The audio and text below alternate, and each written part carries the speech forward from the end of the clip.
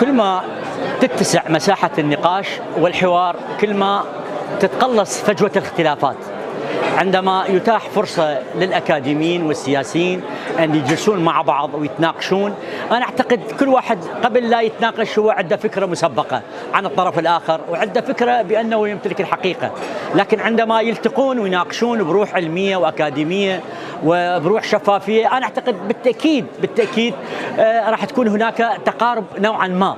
وهذا الحوار كل ما يطول فترة طويلة كل ما يجدي نفع ويكون تأثيره أفضل وأحسن على الرأي العام. فدائما الحوارات العميقة والطويلة والمتأنية أعتقد نتاجاتها تكون أعمق من الرصاص، أعمق من التهديدات، أعمق من الصواريخ. فلهذا الحوار هو مغزى الحل الحقيقي للشعوب.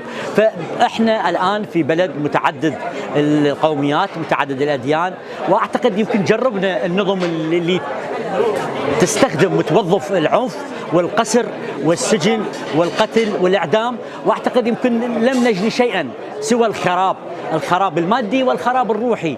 أعتقد من 2003 الآن بدت فرص أفضل للعراقيين أن يتحاورون يناقشون، وهذه أنا أعتقد هي أحد تجليات العصر الحديث، أن نستخدم الحوار هو طريق حل لصراعاتنا بدون. وأعتقد الشيء الجميل الآن بالعراق عندنا قضاء مستقل نسبيا، عندنا محكمة اتحادية. أي تنازع أي إشكاليات أنا أعتقد حلها من خلال القضاء، لكن لازم نمهد لها بحوار وطني عام شامل يشارك به كل أصحاب القضية، حتى بعدين نوصل إلى حلول هي تهم الجميع وتكون هو مغزى عملنا اللاحق، ونطمئن على مستقبلنا ومستقبل أجيالنا.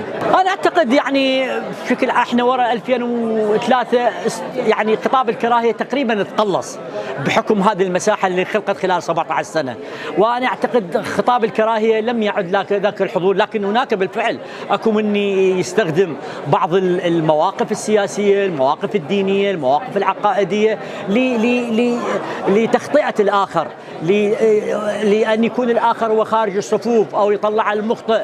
فبالتأكيد أيضا حتى صاحب الكراهية أنا أعتقد نعطيه فسحة مجال أن نتناقش معه وأن ما نجاوبه بالقسر حتى نخليه ينفس عن ما داخله من مواقف.